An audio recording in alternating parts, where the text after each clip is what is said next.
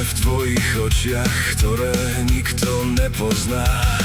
Vidím vojnu bez výstrelov, čo v tvojom tele stále trvá.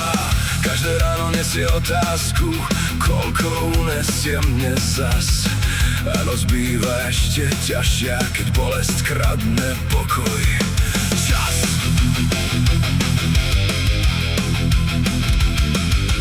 Svet sa točí ďalej mlčky, nevníma ten tichý krik. Nevie, čo je byť väzňom tela, nevie, čo je stratiť dých. Koľko hnevu musíš niesť, keď sa mysel búri tmou.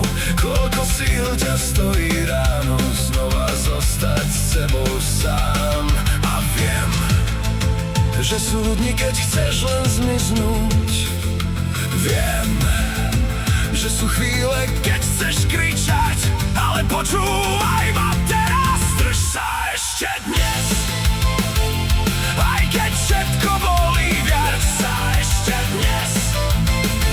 Aj keď láme ťa tá krutá bolesť.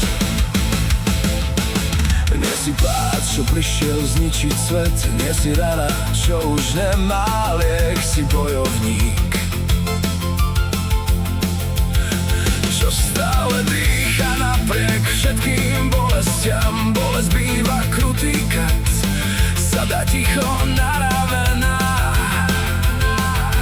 A tie myšlienky, čo prídu, často chutia ako prehra. Hnev vie páliť horšie než oheň, samota je studený chrám. Ale niekde hlboko vnútri stále bije vlastný plán. Niekedy sila neznamená udrieť prvý alebo stáť. Niekedy sila znamená iba prežiť ďalší deň a nezlomiť sa. Drž sa ešte dnes. Aj keď noc sa zdá bezná, drž sa ešte dnes.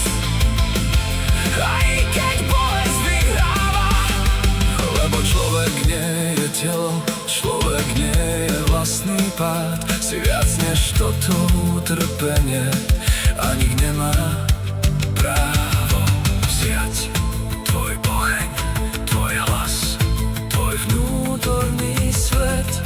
Ak dnes iba prežiješ, tak si vyhral a zajtra budeme bojovať znova.